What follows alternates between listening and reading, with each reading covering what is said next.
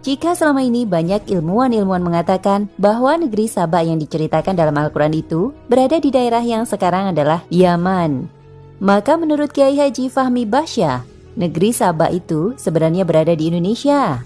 Benarkah?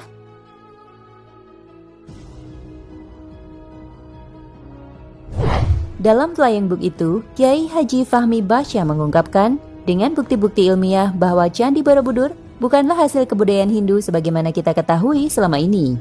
Candi Borobudur sudah ada sejak lama, jauh sebelum Hindu ada di Nusantara ini. Berdasarkan penelitiannya, Candi Borobudur itu bahkan dibangun oleh Nabi Sulaiman dengan bantuan para jin pada zaman ketika Nusantara belum berbentuk seperti sekarang, yaitu masih berupa daratan yang luas.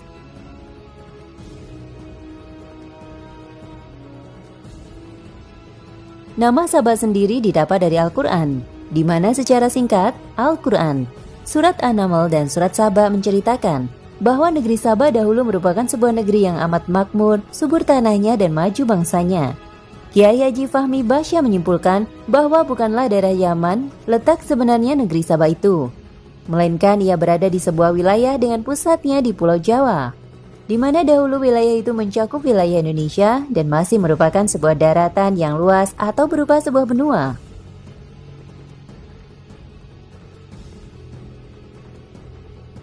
Berikut 10 bukti yang beliau temukan.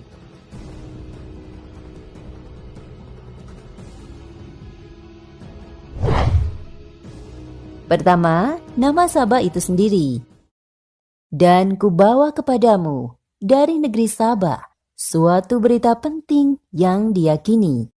Quran Surah 27 ayat 22. Di Indonesia ada nama dan tempat bernama Saba atau tempat pertemuan dan ada tempatnya. Sementara di Yaman tidak ada, yang ada hanya nama Sabun atau prasasti.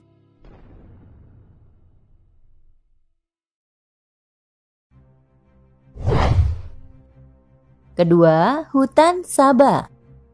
Sesungguhnya bagi kaum Saba ada tanda kekuasaan Tuhan di tempat kediaman mereka, yaitu 2 buah hutan atau kebun di sebelah kanan dan di sebelah kiri.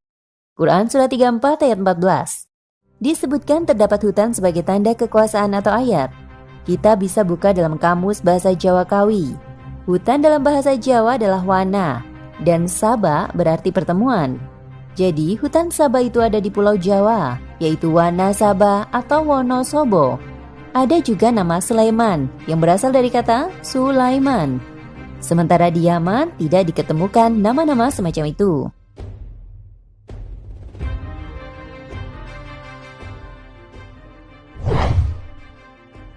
Ketiga, tempat bersujud kepada matahari. Aku mendapati dia dan kaumnya menyembah atau bersujud kepada matahari. Quran Surah 27 ayat 24. Di Yaman tidak dijumpai tempat semacam itu.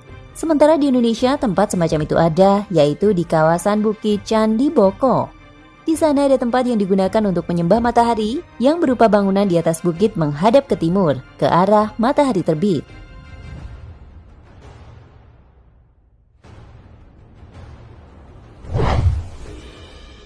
Keempat, bangunan di lembah semut.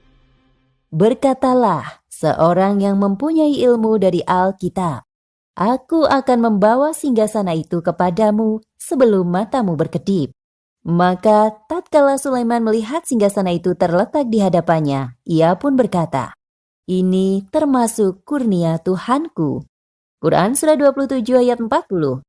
Di Yaman tidak ada bangunan semacam ini, tapi di Indonesia ada, yaitu Candi Borobudur. Candi Borobudur terletak di sebuah lembah dan itulah lembah semut, lembah terindah di dunia.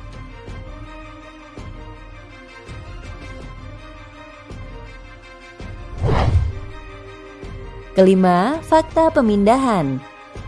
Ada bekas stupa di Candi Boko, di mana tekstur bekas stupa itu sangat mirip dengan yang ada di Candi Borobudur. Di Yaman tidak ada.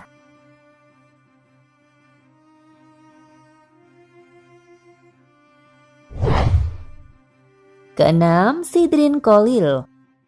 Sesuatu yang disebut Sidrin Kolil. Quran Surah 34 ayat 16. Di Indonesia, Sidrin Kolil ini masih ada sampai sekarang. yaitu terdapat di Candi Boko, sementara di Yaman tidak ada.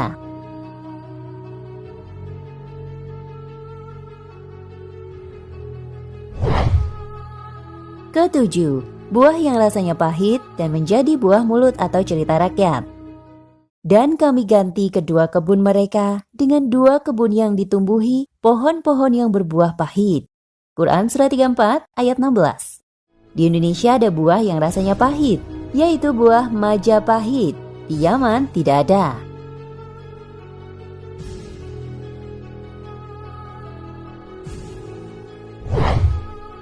Kedelapan, sisa banjir. Maka kami datangkan kepada mereka banjir yang besar. Quran Surah 34 ayat 16. Di Yaman disebutkan banjir ini disebabkan runtuhnya bendungan Ma'rib sebesar bendungan Situ Gintung. Tapi banjir yang semacam ini terlalu kecil untuk memusnahkan sebuah negeri. Tapi di Indonesia, banjir itu ada, yaitu banjir yang sangat besar menenggelamkan dataran Sunda, mengakibatkan Indonesia terbagi menjadi banyak pulau. Fakta sejarah mengungkapkan bahwa dulu Nusantara merupakan satu wilayah daratan yang luas sebelum menjadi wilayah kepulauan.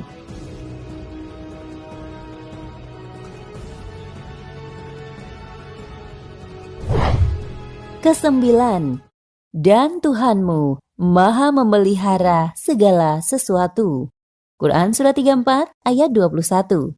Jadi pastilah Allah memelihara negeri Saba yang menjadi ayat tanda kekuasaannya itu. Di Yaman sudah tidak ada, sementara di Indonesia masih ada.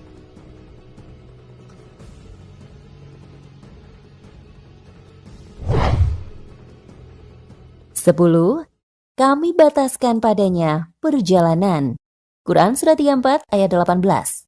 Setelah banjir besar, maka perjalanan darat menjadi terbatas karena pulau-pulau dibatasi lautan.